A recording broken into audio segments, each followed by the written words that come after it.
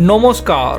এই ভিডিওতে দেখব 2026 সালের পশ্চিমবঙ্গ বিধানসভা নির্বাচনে রাঢ়বঙ্গের অন্যতম গুরুত্বপূর্ণ জেলা বীরভূম জেলাতে যে মোট 11টি বিধানসভা আসন আছে সেই আসনগুলিতে সম্ভাব্য ফলাফল কেমন হতে পারে। দুবরাজপুর আসন থেকে সম্ভাব্য জয়ী দল হতে পারে বিজেপি। সিউড়ি আসনটিও বিজেপির ঝুলিতে যেতে পারে।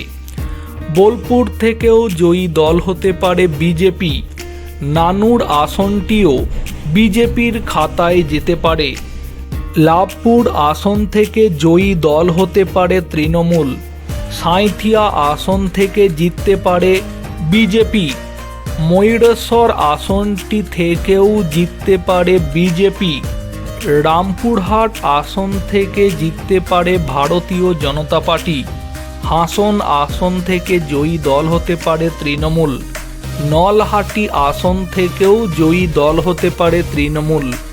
মুরারই আসনটি তৃণমূলের ঝুলিতে যেতে পারে।